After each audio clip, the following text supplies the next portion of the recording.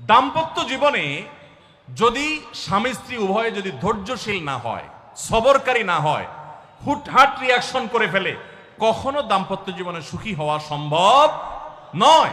দাম্পত্য জীবনে সুখী হতে হলে সবর এবং শকর এই দুইটা মূল মন্ত্রের কোনো বিকল্প পথ খোলা নেই। সেটা স্বামীর জন্য প্রযোজ্য, স্ত্রীর জন্য প্রযোজ্য। স্বামী হিসাবে আপনি স্ত্রীর অনেক অনিয়মতা দেখতে পাবেন, অনেক কিছু দেখতে পাবেন, আপনার আকাঙ্ক্ষা, আপনার চাহিদা, প্রত্যাশার বিপরীত আপনাকে সবর করতে হবে। ভাইরা আমার, আমাদের প্রিয় নবী সাল্লাল্লাহু আলাইহি সাল্লামের দাম্পত্য জীবনে কিন্তু টুনটান সমস্যা হয়েছে। আপনারা মনে করতে পারেন নবী সাল্লাল্লাহু আলাইহি সাল্লামের ঘর, ওনার স্ত্রীগণ সাহাবী, তারা উম্মুল মুমিনিন, আমাদের মা, এত মর্যাদাবান মানুষ, তাদের আবার ঝামেলা হয়েছে। ভাই, দাম্পত্য জীবনে টুকটাক সমস্যা তাদেরও হয়েছে। প্রিয় নবী সাল্লাল্লাহু আলাইহি সাল্লাম নিজে একদিন বাসা ছেড়ে মসজিদে নববীতে এসে মন খারাপ করে বসেছিলেন, তিনি বাসায় যাচ্ছেন না, অভিমান করে। ওমর রাদিয়াল্লাহু তাআলা আনহু বিষয়টা বুঝতে পেরে, তার মেয়ে যেহেতু নবী সাল্লাল্লাহু আলাইহি সাল্লামের স্ত্রী, তিনি সেখানে গিয়ে ভেতরে প্রবেশ করে তার সাথে কথা বলে তথ্য উদ্ঘাটন করে সেটা মিটমাট করার ব্যবস্থা করেছেন। স্বয়ং নবী করিম সাল্লাল্লাহু আলাইহি সাল্লামের জামাতা, ইসলামের চতুর্থ খলিফা আলী রাদিয়াল্লাহু তাআলা আনহু, তার মতো এত মর্যাদাবান মানুষ, তার ঘরে স্ত্রী হিসাবে আছেন কে? মুহাম্মদ সাল্লাল্লাহু আলাইহি সাল্লামের মেয়ে, জান্নাতে নারীদের সর্দার ফাতিমা রাদিয়াল্লাহু তাআলা আনহা। এত বড় মানুষ তারা, স্বামী স্ত্রী দুইজন, দুই দিককার নেতৃত্বে, একজন যুবকদের নেতৃত্ব দিবে, আরেকজন জান্নাতি যুবতীদের, নারীদের নেতৃত্ব দিবে। এত বড় মর্যাদাবান মানুষ, তাদেরও দাম্পত্য জীবনে কিন্তু টুনটান হয়েছে। একবার আলী রাদিয়াল্লাহু তাআলা আনহু এসে মসজিদে টানটান হয়ে শুয়েছিলেন মাটিতে, মনটা খারাপ, ঘরে একটু হালকা ঝামেলা হয়েছে, তো এই জন্য মসজিদে নববীতে এসে মাটিতে শুয়ে আছেন। নবী করিম সাল্লাল্লাহু আলাইহি ওয়াসাল্লাম দেখে বুঝতে পেরেছেন, টের পেয়ে গেছেন যে কিছু একটা হয়েছে বাসায়। তখন তিনি জামাইকে ডেকে বললেন, কুম ইয়া আবা তুরাব, এ মাটির বাপ, মাটিতে শুয়ে আছেন, এজন্য রসিকতা করে বললেন, এ মাটির বাপ, উঠো, দাঁড়াও, দেখি কি হয়েছে বলো। ভাইরা আমার, দাম্পত্য জীবনে টুকটাক সমস্যা হবেই হবে। যারা বিয়ে করেন নাই, আগে থেকে প্রস্তুত থাকেন, বুকে পিঠে ছালার বস্তা সব বেঁধে রেডি থাকেন। বিশেষ করে সময় যেভাবে গড়াচ্ছে, তাতে করে সামনে থেকে হেলমেট পরেও যাওয়া লাগতে পারে। শুধু যাওয়া না, বাসায় ঢোকার সময় বাইক থেকে নামার পরে হেলমেটটা আগে খুলবেন না, আগে যা বুঝবেন পরিস্থিতি কি, তারপর হেলমেট খুলবেন। বুঝেন নাই? দাম্পত্য জীবনে টুকটাক সমস্যা হবেই, এটা প্রত্যাশিত। মনে রাখবেন, এই জিনিসটা যদি আপনি আগে থেকে মাথায় রাখেন, তাহলে আপনার কষ্ট অনেকখানি দূর হয়ে যাবে। আমরা অনেকে আকাশ থেকে নেমে পড়ি। কি বলে, এত বড় সাহস, এই কথা বলতে পারে? কেন ভাই আশ্চর্য হচ্ছেন কেন? এর চেয়ে বেশি কথা বলতে পারে। মাথা বাড়ি মারছে, আরে ভাই ছুরি মারে নাই যে শুকর আদায় করে। বুঝেন নাই কথা?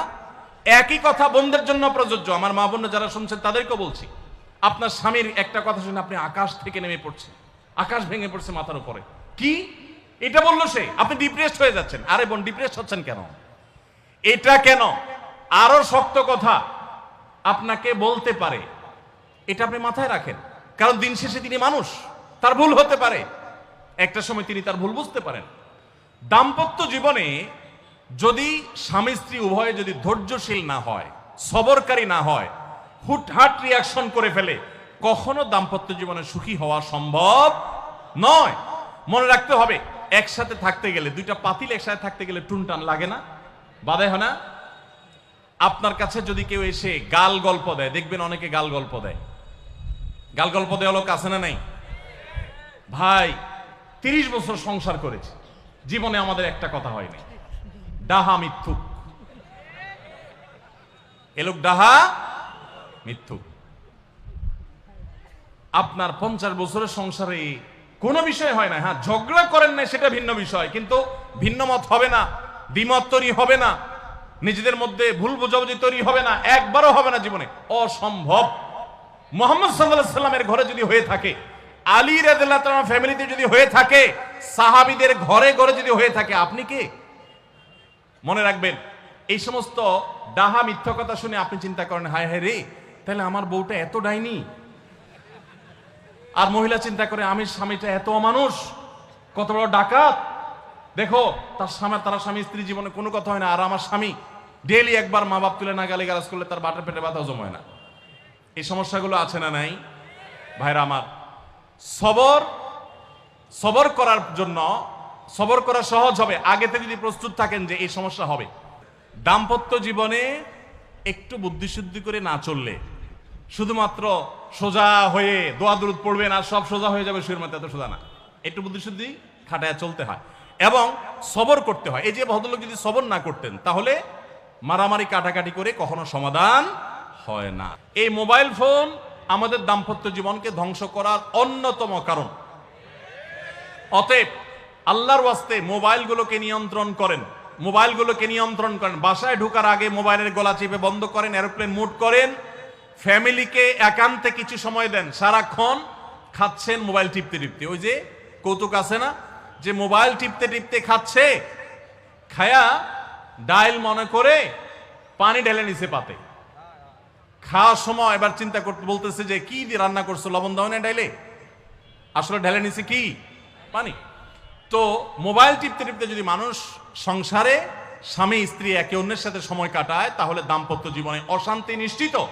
যত অশান্তি এবং যত ঝগড়া, যত ভুল বোঝাবুঝি আমাদের ফ্যামিলিগুলোতে হয়, এর অন্যতম প্রধান কারণ হলো এই মোবাইল এডিকশন, মোবাইল আসক্তি। স্বামী বলেন স্ত্রী বলেন উভয় একান্তে স্বামী স্ত্রী বাসা বাড়িতে তো অবস্থান যতদিন করবেন, ব্যবসা বাণিজ্য কাজ কাম আল্লাহর হস্তে, এগুলো সব জমা রেখে তারপর স্বামী স্ত্রী একে অন্যকে সময় দিবেন। ইনশাআল্লাহ দাম্পত্য জীবনের সুখ শান্তি আসবে। কখনো কোনো ভুল হয়েছে বুঝতে পারলে পণ্ডিতি না করে সাথে সাথে ভুল স্বীকার করা জানতে হবে যে হ্যাঁ এটা আমি ভুল করেছি। হ্যাঁ এটা স্বীকার করলে সে একটু মাথায় উঠে যাবে, সে একটু লাই পেয়ে যাবে, পাক। কিন্তু এটা একটা ভালো গুণ, পরবর্তীতে এটাকে ব্যালেন্স করতে পারবেন অন্যভাবে। ভুল স্বীকার করবেন।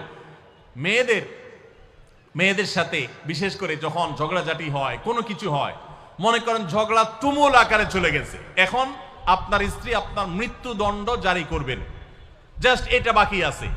এই টাইমটাতে আপনি যদি চান যে এই রাগের পারদকে পাতাল থেকে মুহূর্তের ভিতর, আমি আকাশ থেকে মুহূর্তের ভিতরে পাতালে নামায় আনবো, আগুনের সাথে সাথে পানি করব, একটা বুদ্ধি, একটা কাজ করবেন, সাথে সাথে পানি হয়ে যাবে। সেটা কি? এতক্ষণ যা তর্ক করছেন এখন বলেন যে আসলে তুমি ঠিক বলছো, আমারটা ভুল, ব্যাস দেখবেন যে আগুন পানি হয়ে গেছে সাথে সাথে। তো ভুল স্বীকার করতে পারে, এটা শুধু স্বামীরা না, স্ত্রীদের ক্ষেত্রে একই কথা প্রযোজ্য। এটা অনেক বড় একটা গুণ। বিশেষ করে ক্ষমা করতে পারা। ক্ষমা করতে যারা পারে না তাদেরকে আল্লাহ ভালোবাসেন না।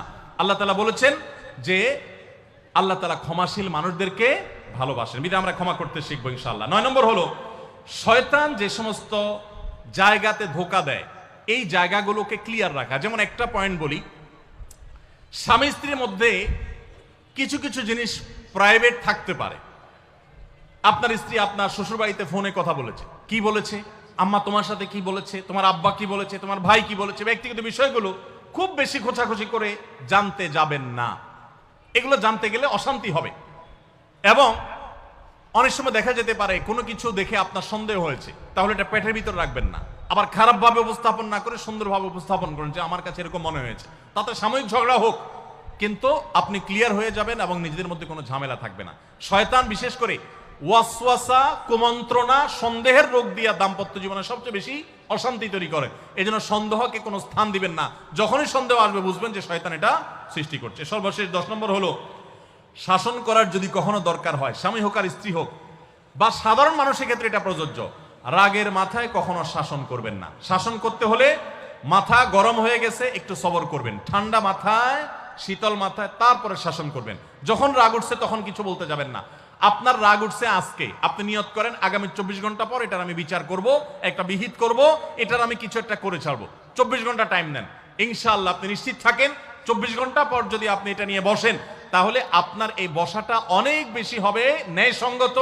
এটাতে কোনো প্রকার সীমালঙ্ঘন থাকবে না, রাগের চোটে অন্যায় আচরণ হবে না, জুলুম হবে না, বাড়াবাড়ি হবে না, যথাযথ শাসন হবে। যে কোনো মানুষের ক্ষেত্রে এটা প্রযোজ্য। আপনার একটা ছেলে এমন কোন অন্যায় কাজ করছে, আপনি এখন তাকে মাথা হট হয়ে গেছে, এখন শাসন করতে গেলে জুলুম হয়ে যেতে পারে, একটু সবর করেন, সময় নেন, দেখবেন রাগটা প্রশমিত হয়ে লেভেলে চলে আসছে। এরপরে যদি শাসন করেন দেখবেন জুলুম হবে না। তো স্বামী স্ত্রী উভয়ের ক্ষেত্রে একই কথা প্রযোজ্য। ঝগড়া যখন করতে মন চায়, মেজাজ যখন গরম হয় তখন না করে একটু পরে করেন।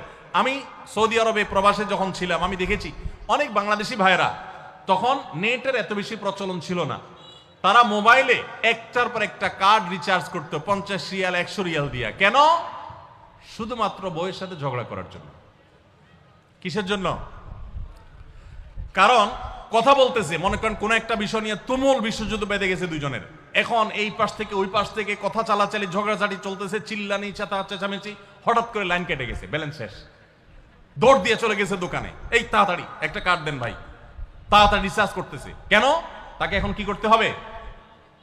অসমাপ্ত ঝগড়ার সেকেন্ড ইনিংস শেষ করতে হবে। আবার কার্ড শেষ হয়ে যাচ্ছে, ইনিংস ঘোষণা হয়ে গেছে, আবার যায় সে কার্ড রিচার্জ করে থার্ড ইনিংসে ঝগড়া করছে। কত বড় বেকুব চিন্তা করে, কত বড় নির্বুদ্ধিতা। এই ঝগড়াটা স্বামী স্ত্রী যদি দুই জায়গায় থাকেন, ফোনে যদি ঝগড়া হয়, আমি বুদ্ধি দেই যে ফোনটা যখনই দেখলেন যে ঝগড়া শুরু হয়ে গেছে, তখন সাথে সাথে মোবাইলটা অফ করে ফেলান। অফ করে 3 দিন মাত্র রাখেন, অন্য একটা নাম্বার বাটন ফোন দিয়ে আপাতত অফিসের কাজ কাম ছাড়েন, আর বইয়ের সাথে যোগাযোগের নাম্বারটা 3 দিনের জন্য বন্ধ রাখেন। 3 দিন পরে মোবাইলটা আস্তে করে ওপেন করেন। এবার নিয়তি করেন যে ঝগড়া এটাই হবে, বরে বলবেন দেখো তোমার সাথে ঝগড়া এখানে এই পর্যন্ত থামতেছে, আমরা এখান থেকে আবার শুরু করবো ইনশাল্লাহ 3 দিন পর। 3 দিনের বিরতি দিচ্ছি, যুদ্ধবিরতি, যথারীতি 3 দিন পরে আমরা আবার শুরু করব। 3 দিন পরে যদি শুরু করেন, আমি তো দায়িত্ব নিয়ে বলতে পারি, লিখিত দিতে পারি আপনাকে, 3 দিনের পর যখন আবার নতুন করে শুরু করবেন, ইনশাআল্লাহ দেখবেন আগের ঝগড়ার যে দুইজনের একজনেরও আর কিছুই নেই। এখন বউরে যদি বলেন 3 দিন পরে ফোন দিয়ে বলেন হ্যাঁ বলো তুমি জানি কি বলতেছিলা, দেখবেন যে আর কথা খুঁজে পায় না। আর আপনিও যদি বলেন যে হ্যাঁ আমি জানি কি বলতেছিলাম, দেখবেন এখন ঝগড়া করে জুত পাবেন না, গিয়ার একেবারে নরমালে চলে আসছে। এই জন্য ভাইরা, রাগ যখন হয় ওই টাইমটাতে ঝগড়াঝাটি করতে হয় না, তাহলে সেক্ষেত্রে দাম্পত্য জীবনে অশান্তি থেকে অনেকখানি বাঁচা যায়। যে ঠিক আছে আমরা ঝগড়া করব, এই বিষয়ে আমরা এখন কথা বলবো না, কালকে কথা বলবো, একটু অপেক্ষা করেন, উভয়ের জন্য সেখানে কল্যাণ থাকবে।